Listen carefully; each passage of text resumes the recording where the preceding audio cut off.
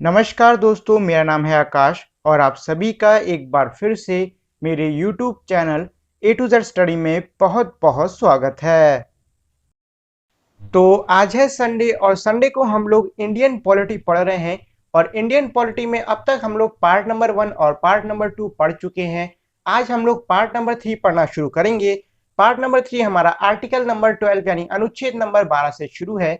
आप लोग जैसे कि जानते हो कि हमारा जो पार्ट नंबर 3 है वो काफी बड़ा है, इसलिए हम इसको टुकड़ों में पढ़ने वाले हैं और आज के वीडियो में मतलब आज के टुकड़े में हम सिर्फ आर्टिकल नंबर 12 से लेकर आर्टिकल नंबर 18 तक ही पढ़ने वाले हैं।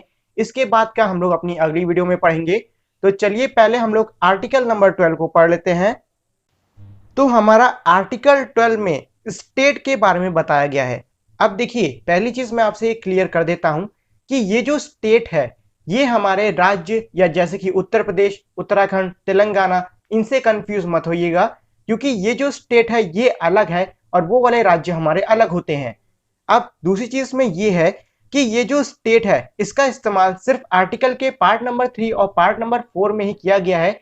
इनके अलावा आर्टिकल मतलब हमारे पूरे कॉन्स्टिट्यूशन में कोई भी आर्टिकल है उसमें कहीं पर भी स्टेट का अगर जिक्र किया जा रहा है तो वो नॉर्मल स्टेट की बात कर रहे हैं, हमारे इस स्पेशल स्टेट की नहीं। तो अगली चीज में मैं आपको ये बता देता हूं कि हमारा ये जो स्टेट है ये है क्या। तो इन्होंने कहा है कि आर्टिकल 12 में कि हमारे स्टेट गवर्नमेंट ऑफ इंडिया और पार्लियामेंट ऑफ इंडिया कहलाएंगे, government of India, legislative of India कहलाएंगे, लोकल अथॉरिटीज कहलाएंगे और कोई और अथॉरिटी है तो वो कहलाएगी। अब स्टेट का यहाँ पे डेफिनेशन इसलिए दिया गया है क्योंकि ये जो स्टेट वर्ड है, ये जो स्टेट टर्म है, इसका हमारे पार्ट 2 और पार्ट 4 के आने वाले आर्टिकल में बहुत बार इस्तेमाल किया गया है।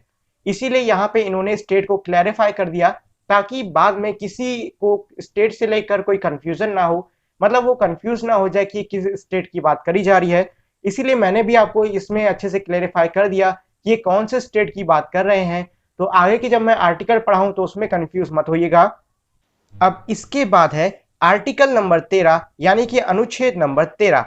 अब देखो, हमारा ये जो आर्टिकल नंबर 13 यानी कि अनुच्छेद नंबर 13 है वो ये कहता है कि कोई भी हमारा जो नियम कानून जिस समय संविधान लिया गया था अगर उससे पहले से चला आ रहा है तो वो संविधान के बाद में भी चला रहेगा, बशर्ते वो कानून जो मौलिक अधिकार दिए गए हैं हमारे संविधान में उनके विरुद्ध ना जाए। अगर वो कानून हमारे मौलिक अधिकारों के विरुद्ध जाता है तो उस कानून को वॉइड कर दिया जाएगा, मतलब उस कानून की समाप्ति कर दी जाएगी और उसको बिल्कुल भी नहीं माना जाएगा। और दूसरी चीज आर्टिकल 13 में यह कही गई है कि भविष्य में भी सरकार या फिर कोई भी स्टेट ऐसा कोई कानून नहीं बना सकती है जो कि हमारे मौलिक अधिकारों का हनन करे या फिर हमारे मौलिक अधिकारों के खिलाफ जाए। ऐसा कोई भी कानून स्टेट नहीं बना सकती है। और स्टेट मैं आपको बता चुका हूं आर्टिकल 12 वाला स्टेट है। इसके बाद है आर्टिकल नंबर 14 यानी अनुच्छेद नंबर 14। तो आर्टिकल नंबर 14 यानी कि अनुच्छेद नंबर 14 ये कहता है कि इक्वालिटी बिफोर लॉ यानी कानून के सामने हर कोई बराबर है।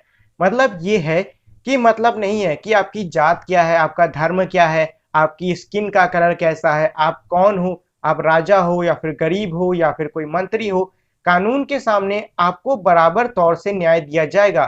मतलब यह है कि अगर आपने कोई सजा दी है, मतलब कोई काम किया है जो कि सजा के लायक है, तो आपको जो सजा दी जाएगी वो बराबर रहने वाली है। फिर चाहे आप राजा हो या फिर कोई भिखारी हो, दोनों को बराबर सजा दी जाएगी। मतलब ये है कि ये आर्टिकल कहता है कि हमारा जो कानून है वो सबको बराबर ट्रीट करेगा।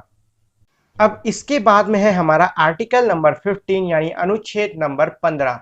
तो अनुच्छेद नंबर 15 में हमारे 4 मेन पॉइंट दिए हुए हैं। पहला पॉइंट हमारा कहता है कि किसी से भी भेदभाव नहीं किया जाएगा धर्म के आधार पर, उसके रेस के आधार पर, उसकी जाति के आधार पर, उसके लिंग के आधार पर या फिर वो किस स्थान पर पैदा हुआ है उसके आधार पर। दूसरा पॉइंट हमें ये बताता है कि हर व्यक्ति को अधिकार है कि वो दुकानों में जा सकता है, वो पब्लिक रेस्टोरेंट में जा सकता है, होटलों में जा सकता है, जहाँ जो पब्लिक एंटरटेनमेंट की हमारी जगह होती हैं जैसे कि सिनेमा घर हो गया वहाँ जा सकता है, और साथ ही में जो टंकियाँ होती हैं उनसे पानी पी सकता है। और हर कुएं का इस्तेमाल कर सकता है, सभी सड़कों का इस्तेमाल कर सकता है और जो नहाने के लिए घाट अलग से बनाए जाते हैं उनका इस्तेमाल कर सकता है। अब देखो, पॉइंट टू को आपको सुन के थोड़ा अजीब लगा होगा कि पॉइंट टू की जरूरत क्या है। वैसे तो सब मतलब सभी लोग इस्तेमाल करते हैं, लेकिन जब हमारा संविधान आया था उस टाइम ऐसा नहीं था। उस टाइम बहुत ही बुरी कंडीशन थी। जो नीची जात के लोग थे उनको सेम कुएं से पानी पीना तक अलाउड नहीं था। मतलब ये है कि जिस कुएं से ऊंची जात के लोग पानी पीते हैं उस कुएं से जो नीची जात के लोग हैं वो पानी नहीं पी सकते हैं। सड़कों के इस्तेमाल के लिए उनको काफी सारी दिक्कत आती थी। साथ ही में नहाने का मतलब जो घाट वाला है ना, ये घाट वाला सिस्टम तो बहुत ही पुराना है कि नीची जात वाले जाके सेम घाट पे नहीं नहा सकते जहां पे ऊंची जात वाले जाके नहाते हैं, और भी काफी सारे भेदभाव किए जाते थे। तो सेकंड पॉइंट लिखने का मेन मोटिव यही था कि जो ये भेदभाव होते आ रहे हैं काफी लंबे टाइम से, ये हटाए जाए, इनको कम किया जाए। ठीक है। इसके बाद है आर्टिकल 15 का पॉइंट नंबर 3। पॉइंट नंबर 3 क्या है कि अभी देखो, पॉइंट 1 2 में आपने कहा कि कोई भेदभाव नहीं होगा, लेकिन पॉइंट 3 कहता है कि भेदभाव हो सकता है, लेकिन पॉजिटिव भेदभाव हो सकता है।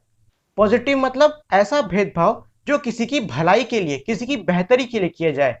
जैसे कि हमारा पॉइंट 3 ये कहता है कि हमारे स्टेट के पास में पावर है। अब स्टेट मैंने कहा था कि हमारे जो आर्टिकल 12 वाले हैं वही वाला स्टेट इसमें भी लगा है।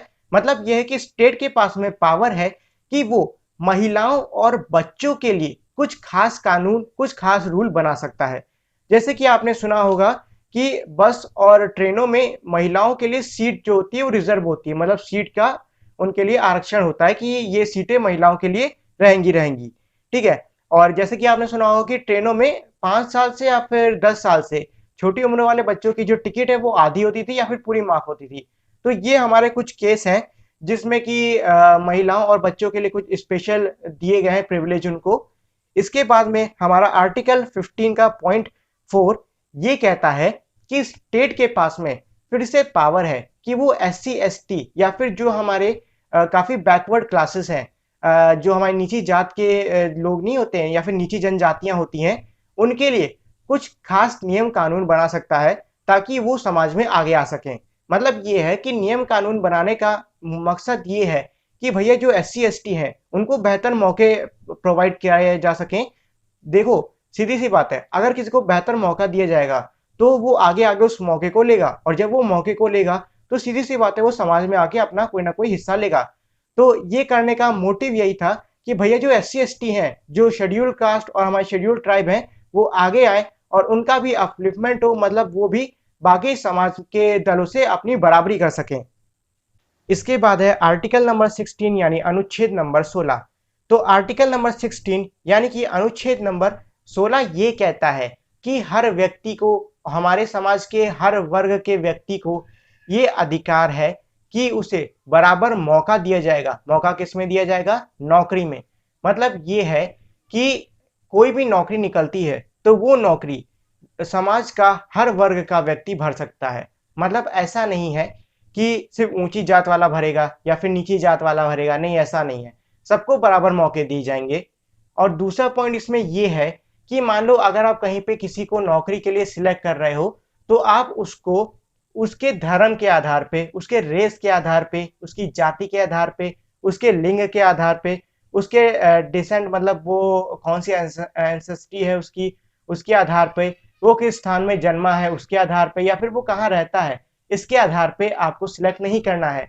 मतलब ये है कि जब भी आप क्राइटेरिया सेट करोगे कि भैया हमें ऐसा ऐसा ऐसा व्यक्ति चाहिए, तो ये जो 6-7 मैंने आपको टर्म बताए हैं, इन 6-7 में से कोई भी टर्म उन क्राइटेरिया में एड ऑन नहीं होना चाहिए। मतलब ये है कि इनके अलावा आप कोई भी क्राइटेरिया सेट कर सकते हो, लेकिन आपको ये जो जाति धर्म ये सब वाले क्राइटेरिया हैं ये सिलेक्ट नहीं करने हैं। अब देखो, हमारा पॉइंट 1 और 2 कह रहा था कि भैया बराबर मौका दिया जाएगा नौकरी का। ठीक है। पॉइंट 3 हमारा ये कहता है कि स्टेट के पास में ये पावर है कि वो कुछ लोगों के लिए जो कि बहुत ही पिछड़े इलाके में रहते हैं या फिर बहुत ही पिछड़े इलाके से हैं, उनके लिए कुछ सीटों को या फिर कुछ पोस्टों को रिजर्व कर सकता है। मतलब ये है कि जो व्यक्ति बहुत ही पिछड़े इलाके में रहता है, मतलब मान लो जहां ना बिजली पानी कुछ भी नहीं है, उन लोगों के लिए जो हमारा स्टेट है वो कुछ पोस्ट को रिजर्व कर सकता है। वो कह सकता है कि ये जो पोस्ट है वो भैया इनके लिए रिजर्व करके रख दो ताकि इनका थोड़ा सा विकास हो। ठीक है। इसके बाद है हमारा 16 का पॉइंट 4 ये कहता है कि साथ ही में स्टेट के पास में ये भी पावर है कि ये जो हमारे SC ST होते हैं, मतलब जो हमारे शेड्यूल्ड ट्राइब और शेड्यूल्ड कास्ट होते हैं, इनके लिए वो कुछ रिजर्वेशन कर सकता है। मतलब ये है कि इनके फेवर में वो कुछ पोस्टों में इन SC ST वाले लोगों के लिए रिजर्वेशन कर सकता है। मतलब ये है कि स्टेट साथ में ये भी कहेगा कि जो आपने जगहों के बेस पर जैसे कुछ पोस्टें करी हैं रिजर्व, वैसे ही आप लोग SC ST के बेस पर भी कुछ पोस्टें रिजर्व कर लो, ताकि इनका भी अपलिफ्टमेंट हो, ये भी समाज में आगे आए। आर्टिकल 16 का जो पॉइंट 5 है वो ये कहता है कि हमारे कई धार्मिक दफ्तर होते हैं, मतलब धर्म से जुड़े हुए हमारे कई सारे दफ्तर होते हैं, मतलब कई ऑफिस होते हैं, वहां पर आप धर्म के आधार पर लोगों का सिलेक्शन कर सकते हो। ये एक्सेप्शन सिर्फ और सिर्फ हमारे जो धार्मिक दफ्तर हैं उन्हीं के लिए है, बाकी किसी के लिए ये एक्सेप्शन नहीं है। अब इसके बाद में है आर्टिकल नंबर 17 यानी अनुच्छेद नंबर 17। तो आर्टिकल नंबर 17 कहता है अबॉलिशन ऑफ अनटचेबिलिटी, यानी छुआछूत अब मनाही है, एक तरीके से छुआछूत को हटाया जा रहा है। देखो क्या है कि आर्टिकल नंबर 17 ये कहता है कि अब ये जो छुआछूत है ये एक कानूनन अपराध है और इसको देश के किसी भी राज्य में अब प्रैक्टिस में नहीं लिया जाएगा। अगर देश के किसी भी राज्य में कोई भी व्यक्ति ऐसे छुआछूत को प्रैक्टिस में लेता हुआ पकड़ा जाता है तो उसे कानून के हिसाब से दंड दिया जाएगा, मतलब कि उसको सजा मिलेगी। इसके बाद है आर्टिकल नंबर 18 यानी अनुच्छेद नंबर 18। तो आर्टिकल नंबर 18 में है अबॉलिशन ऑफ टाइटल, मतलब ये है कि कोई भी व्यक्ति अब कोई भी खिताब नहीं रख सकता। खिताब का मतलब हो गया जैसे कि रविन्द्रनाथ टैगोर के पास में सर का टाइटल नहीं था, तो वैसे ही टाइटल की बात करी जा रही है। मतलब इस आर्टिकल में साफ तौर पे कह दिया गया है कि अब कोई भी व्यक्ति कैसा भी टाइटल नहीं रखेगा, वो चाहे देश के द्वारा दिया गया हो या फिर विदेशों द्वारा दिया गया हो, आप टाइटल नहीं रख सकते हो। हाँ, ये जरूर कहा गया है कि अगर विदेशों द्वारा आपको कोई अवार्ड दिया जाता है तो आप प्रेसिडेंट के हामी के बाद में उस अवार्ड को एक्सेप्ट कर सकते हो, लेकिन उस अवार्ड के साथ में आने वाले टाइटल को आप अपने नाम के आगे नहीं लगा सकते हो।